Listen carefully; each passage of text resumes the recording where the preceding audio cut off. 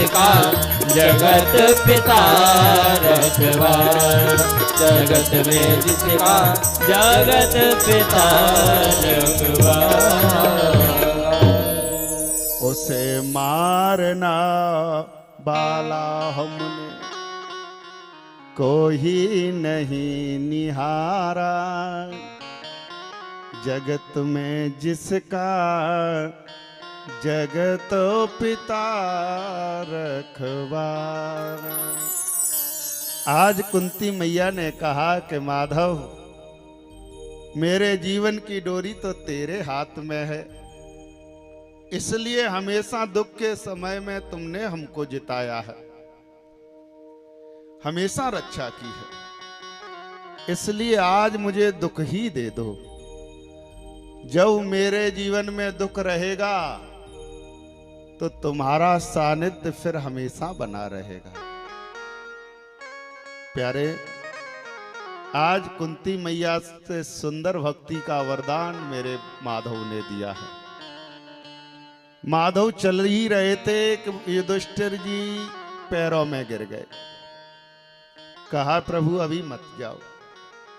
क्यों? अब राज्य चलाओ। प्रभु राज्य तो तब चलेगा जब हृदय में शांति होगी। अभी हृदय में शांति ही नहीं है तो राज्य कैसे चला सकता हूं? इस प्रजा का पालन तो तब कर पाऊंगा जब स्वयं अपना पालन कर लूं।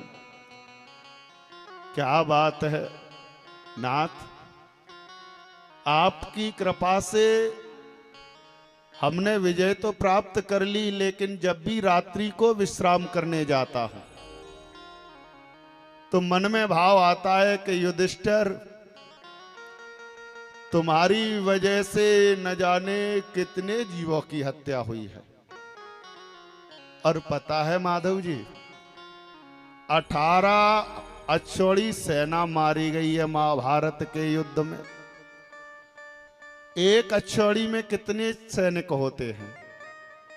21,870 रथ होते हैं, 21,870 हाथी होते हैं, 1,09,350 पैदल सैनिक होते हैं और 65,610 घोड़े होते हैं। इन सबको मिलकर एक अक्षौणी सेना बनती है और इसमें 18 गुणा कर दो तो 18 अक्षौणी सेना इस महाभारत के युद्ध में मारी गई है। माधव, अगर तुम इस समय चले गए तो हृदय अशांत हो जाएगा, इसलिए तुम रुक जाओ। और शायद माधव तुम भूल रहे हो मेरे प्रभु, तुमने भीष्म पितामह को एक वचन दिया है, बाबा भीष्म को, कि जब अंतिम समय आप प्राणों को त्यागोगे तो मैं कहीं पर भी हूंगा तुम्हारे पास जरूर आ जाऊंगा। आज 58 दिन हो गए, बहुत ध्यान से सुनना इस प्रसंग को। 58 दिन हो गए भीष्म पितामह को बाणों की सैया पर लेटे लेटे, और महाभारत का युद्ध केवल 18 दिन चला। और जब बाणों की सैया पे भीष्म पितामह गए तो वो महाभारत के युद्ध का 10वां दिन था।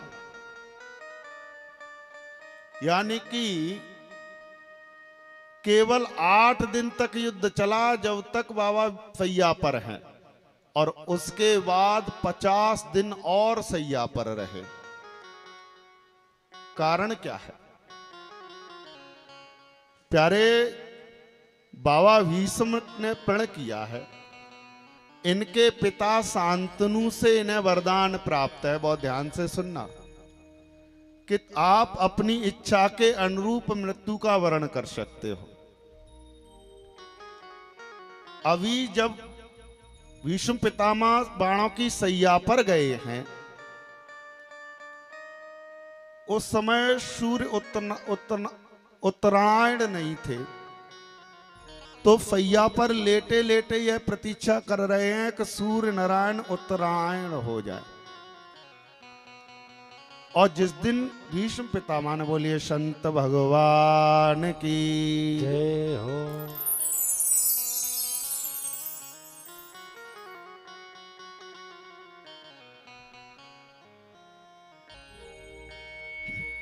प्यारे, भीष्म पितामह यह इंतजार कर रहे हैं कि सूर्य उत्तरायण हो जाए, मकर संक्रांति आ जाए। और प्यारे, जिस दिन भीष्म पितामह ने अपने प्राणों को त्यागा है उसको भीष्म अष्टमी कहते हैं। लेकिन एक दूसरा भाव भी है। आज युधिष्ठिर जी ने कहा कि प्रभु, बाबा भीष्म जी आपको ये प्रतीक्षा कर रहे हैं, आप तो द्वारका जाने की बात कर रहे हो। जो यह याद दिलाया है, पांडवों के साथ में द्रौपदी साथ में है, सब लोग आज बाबा भीष्म के पास गए हैं, सर बाणों की सैया पर लेटे हैं, कृष्ण का चिंतन चल रहा है। सभी ने जाके प्रणाम किया है बाबा भीष्म को। यहां युधिष्ठिर ने बाबा भीष्म से प्रश्न किए और उन प्रश्नों का जवाब देते हुए भीष्म जी ने वर्ण धर्म, आश्रम धर्म, राजधर्म आदि का उपदेश युधिष्ठिर को दिया। तो जो युद्ध के बाद का क्रम था, बाबा 58 दिन तक जो बाणों की सैया पर रहे, युधिष्ठिर प्रतिदिन जाते थे और उनको नीति, धर्म, आश्रमों का उपदेश लेके आते थे, तब जाके राज्य का संचालन सीख रहे थे। आज जब द्रौपदी के समक्ष सामने जब भीष्म पितामह ने उपदेश दिया युधिष्ठिर को, तो द्रौपदी हंसने लगी। और जब द्रौपदी को हंसते हुए देखा है तो भीष्म पितामह के आंखों से आंसू आ गए। बिटिया, तुम इसलिए हंस रही हो मुझे पता है। बेटी, मैं तुमसे इस समय कहूंगा तो कुछ नहीं, क्योंकि माधव मेरे समक्ष खड़े हैं, बस केवल इनका ही इंतजार कर रहा था। अब ये आ गए हैं तो मैं जाने वाला हूं। लेकिन बेटी, मुझे पता है तुम क्यों हंस रही हो। तुम हंस रही हो कि बाबा यहां धर्म उपदेश कर रहे हो। उस दिन आपका धर्म कहां गया था, जब मैं अबला वन के समाज के मध्य खड़ी थी, दुशासन मेरी साड़ी को खींच रहा था, बाबा तुमने रोका नहीं था। आज नीति का उपदेश दे रहे हो, धर्म का उपदेश दे रहे हो। पता है बिटिया, मैंने क्यों नहीं रोका था। एक कहानी तुमको बताता हूं। एक राज्य में एक ब्राह्मण और ब्राह्मणी रहते थे। और द्रौपदी उन ब्राह्मण और ब्राह्मणी के एक पुत्री थी, उसका विवाह उन्होंने कर दिया। पुत्री ससुराल चली गई, कुछ दिन बाद वापस आई तो जो आभूषण ससुराल पक्ष से मिले थे उनको लेके अपने मायके आ गई। किसी वजह से उस बिटिया के आभूषण टूट गए, खंडित हो गए। तो उस बिटिया का पिता उन आभूषणों को ले जाकर एक सुनार के पास गया। सीधा था बेचारा, सज्जन था। उस सुनार ने उन आभूषणों को बदल दिया और नकली आभूषण दे दिए। कुछ दिन बाद वो बिटिया अपने ससुराल आई। जैसे ही सासू मैया को आभूषण दिए, सासू मैया ने कहा कि बेटा ये तो नकली आभूषण हैं, असली आभूषण कहाँ है। आज उस बिटिया के ससुर ने मायके खबर की है कि तुमने हमारे आभूषणों को रख लिया है। प्यारे, उस बेटी का पिता दौड़ते हुए उस सुनार के पास गया। भैया, कुछ दिन पूर्व मैं अपनी बेटी के आभूषण लेके आया था, तुमने वो आभूषण बदल दिए हैं। सुनार मुकर गया। धीरे धीरे उस नगरी के राजा को यह खबर लगी। नगरी के राजा ने उस सुनार को बुलाया गुप्तचरों से पता करा लिया कि सुनार झूठ बोल रहा है, इसने इस विचारे सज्जन व्यक्ति के साथ धोखाधड़ी की है, और इसलिए उसको, उस बिटिया को तो उसके आभूषण दिलवा दिए राजा ने, और सुनार का जितना धन था, जितना सोना था, वो अपने कोष में मिला लिया और सुनार को जेल में डाल दिया। अब उस राजा के यहां एक परमहंस रहते थे, संत रहते थे। उन परमहंस को कहीं भी जाने आने की रोक टोक नहीं होती थी, वो कहीं पर भी जा सकते थे। एक दिन वो संत जहां राजकुमारी स्नान कर रही थी, राजकुमारी के महल में चले गए, और राजकुमारी स्नान से पहले अपने नौलखा हार को एक खूंटी पर टांग के स्नान करने गई। वो परमहंस जैसे ही उस महल में गए तो द्वारपालों ने रोका नहीं, क्योंकि राजा ने कहा है कि वो जहां विचरण करें उनको करने दिया करो। उन संत ने उस नौलखा हार को देखा और लेके वो चल दिए।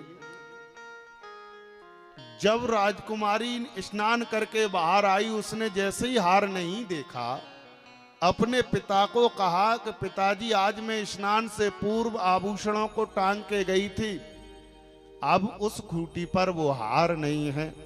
राजा ने द्वारपालों को बुलाया है, पूछा है, द्वारपालों ने मना कर दिया। साथ में द्वारपालों ने कहा कि केवल परमहंस जी गए थे राजकुमारी के कक्ष में, और कोई नहीं गया था। राजा ने कहा, मूर्ख, झूठ बोलता है, वो संत ऐसा करने वाले नहीं हैं। और उन द्वारपालों को राजा ने फांसी की सजा दे दी। जैसे ही सुबह हुई, संत ने देखा, अरे राम राम राम राम, मैं तो ये आभूषण लेके आया हूं बिटिया के। तुरंत दौड़ लगाई, इधर राजा ने फांसी की तैयारी करवा दी।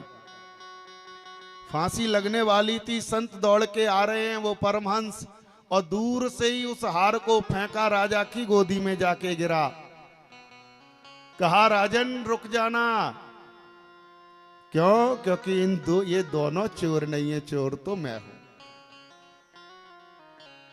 राजा एकदम से अचंभित रह गया। क्या कह रहे हो नाथ? तुम पर तो मैं इतना भरोसा करता था।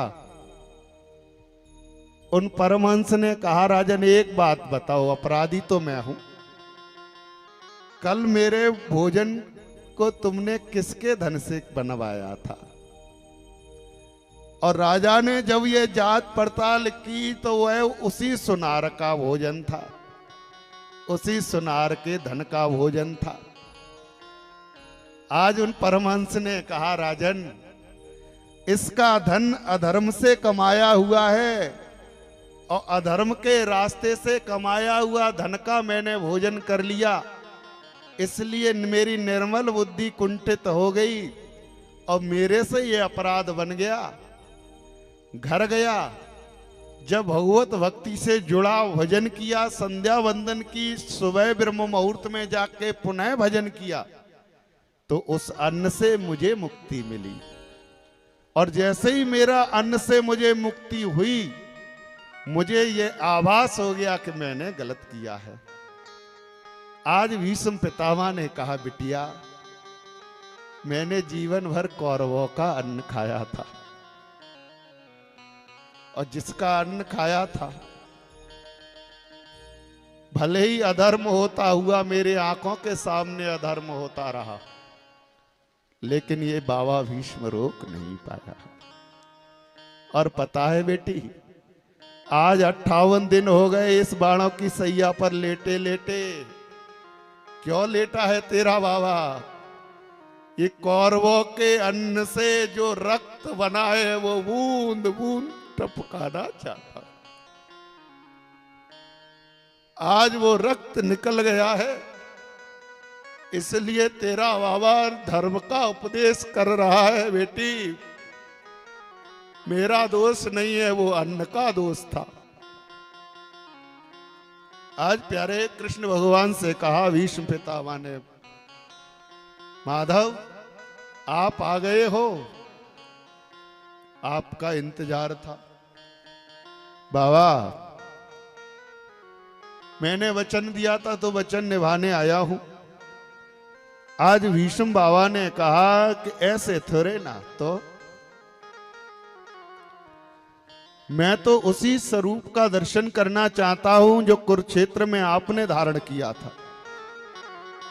कुरुक्षेत्र में भगवान ने जब शस्त्र धारण किया, रथ का पहिया उठा लिया, तो भीष्म पितामह ने यह प्रतिज्ञा कर ली थी कि आज मैं कृष्ण को अस्त्र गवा दूंगा। पता क्यों? क्योंकि दुर्योधन हमेशा भीष्म पितामह से यह कहता था कि आज 10 दिन हो गए युद्ध होते होते, और बाबा मुझे पता है तुम्हारे अंदर ये सामर्थ्य है कि तुम्हारे लिए ये पांडव एक दिन के लिए नहीं है। मुझे ऐसा लग रहा है कि तुम लड़ तो मेरी तरफ से रहे हो, लेकिन तुम्हारा मन पांडवों की तरफ है, इसलिए मुझे शक हो रहा है। भीष्म पितामह ने कहा क्या करूं? बोले आज तुम रात्रि को ये 5 बाण अलग निकाल के रख दो और ये संकल्प ले लो कि इन्हीं 5 बाणों से 5 पांडवों को मार दोगे। भीष्म पितामह ने यह प्रण ले लिया है कि सुबह जब युद्ध शुरू होगा तो 5 पांडवों को मार दूंगा। जो यह प्रण लिया, पांडवों को पता चला है कि बाबा भीष्म ने प्रण ले लिया है सुबह युद्ध में मार दूंगा।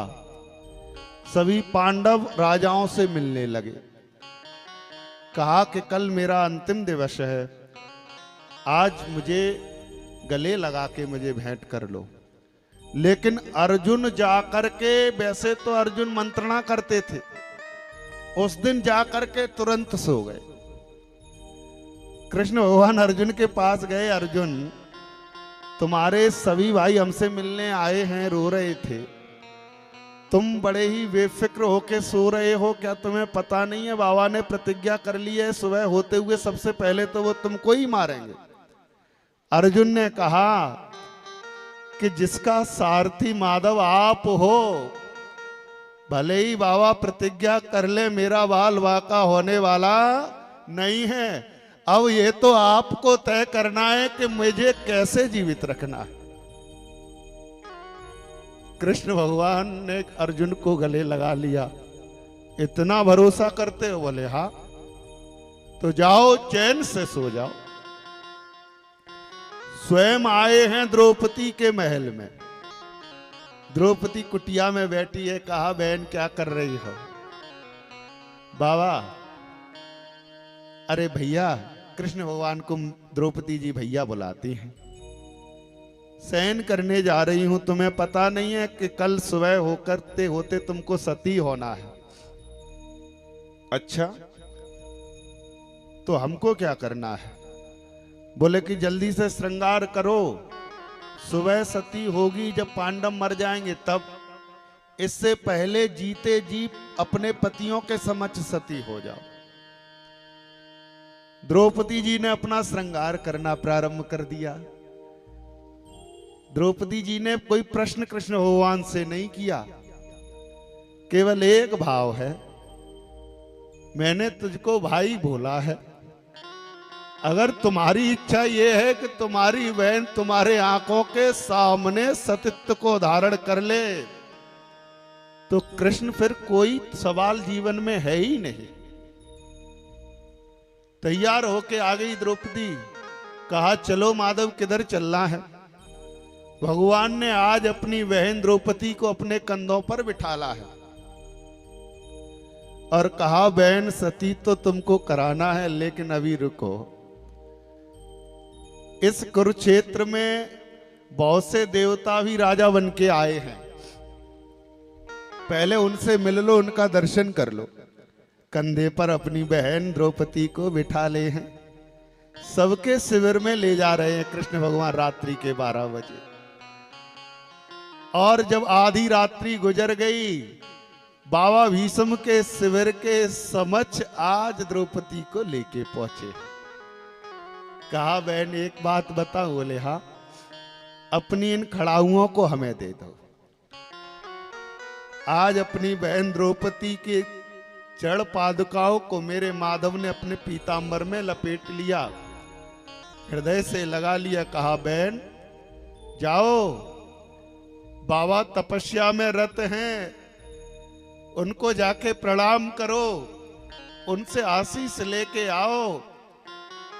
द्रौपदी मैया गई है, प्रणाम किया, बाबा ध्यान में मग्न थे, कह दिया सौभाग्यवती भव। जो यह कहा, द्रौपदी ने कहा बाबा तुमने सौभाग्यवती होने का वरदान दिया और प्रतिज्ञा कर लिए कल सुबह मेरे पतियों को मार दोगे। बाबा पता है पांचों में से एक भी मारा जाएगा तो मेरा सौभाग्य फिर अमर होने वाला नहीं है। जो यह कहा बाबा ध्यान से बाहर आया है। प्यारे भीष्म पितामह ने सौभाग्यवती का आशीष क्यों दिया? क्योंकि आज दुर्योधन ने बाबा से यह प्रण करा लिया है कि सुबह होते पांडवों को मार देंगे। तो बाबा को यह लगा कि खुशी होकर के दुर्योधन की धर्मपत्नी भानुमति आशीष लेने आई है, इसलिए कह दिया सौभाग्यवती। लेकिन भानुमति नहीं थी, वो तो द्रौपदी थी। अब तो बाबा ने माला फेंक दी, कहा बिटिया ये बताओ तुमको यहां लेके कौन आया है? पहले ये बाद में बात करेंगे कि तुम्हारा सौभाग्य अमर रहेगा कि जाएगा। पहले मेरे समझ उसको प्रकट करो जो लेके तुमको आया है। आह, द्रौपदी मैया ने कहा वो छुपा खड़ा है। जैसे ही आज देखा है माधव, आज मेरा प्रण तोड़वाया है तुमने। मैं प्रतिज्ञा करता हूं, मैं शांतनु पुत्र हूं। कल आपने प्रतिज्ञा की है कि मैं शस्त्र धारण नहीं करूंगा। कल अगर महाभारत युद्ध में आपको शस्त्र नहीं उठवा दिया तो मैं शांतनु पुत्र भीष्म नहीं। आज बाबा कहने लगा आज हरे, प्यारे आंखों में आंसू भरे तो दिखाई तो कुछ देता नहीं है। आज हरे कहु अस्त्र गहाहु, आज हरि है न शस्त्र गहा, आज हो हरि हो शस्त्र गहा। तोला जो गंगा जननी को, तोला जो गंगा जननी को, शांतनु सुत न कहाहु। आज हो हरि है न शस्त्र कहाहु।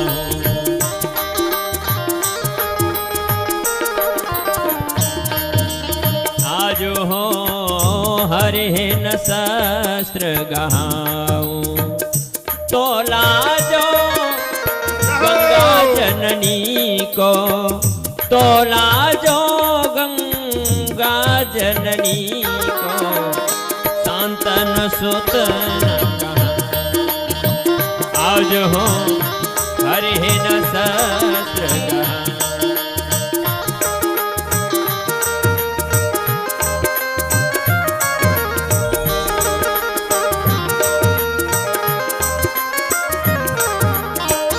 स्यंदने खाणे महारथ खंडों, कपिध्वज सहित डुलाऊं।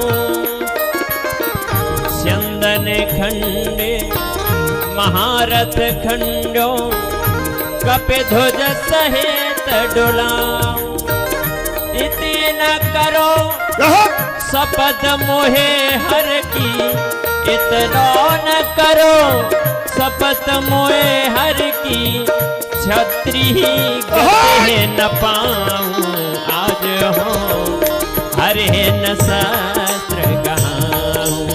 आज हो हरि न शस्त्र गहाऊं।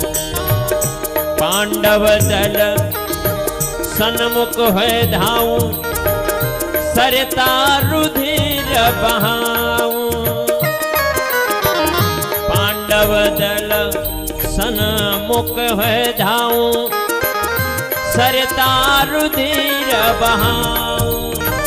सूरदास रण विजय सखा को, सूरदास रण विजय सखा को, जियत न पीठ दिखाऊं। आज हो हरे न शस्त्र गहाऊं। आज हो हरे न शस्त्र तोला जोगन गा जननी को, तोला जोगन गा जननी को, शांतनु सुत न कहाऊं। आज हो हरे न शस्त्र गहाऊं। आज हो हरे न शस्त्र गहाऊं। आज हो हरे है उन शस्त्र गहाऊं। हे बिटिया, आज कह देना अपने माधव को कि नंदी घोष रथ को नष्ट कर दूंगा और उस रथ के ऊपर पताका पर। कटारे जी कुछ कहना चाहते हैं, ध्यान से सुन लो। आहा, ये तो गुरु का बड़ा प्रेम है। अरे सीताराम सीताराम सीताराम कहिए, सीताराम सीताराम सीताराम कहिए, सीताराम सीताराम सीताराम कहिए। जाहि वेद राख राम, जाहि वेद राख राम, ताहि वेद रहिए। सीताराम सीताराम सीताराम कहिए, सीताराम सीताराम सीताराम कहिए। महलों में राखे चाहे, झोपड़ी में बास दे। सीताराम सीताराम। हम बड़े गदगद हो जाते हैं जब कटारे जी की धर्मपत्नी ने उनको सीताराम कह के पुकारती है।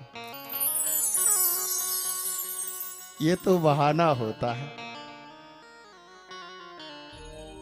कोई भी जीवन की परिस्थिति हो,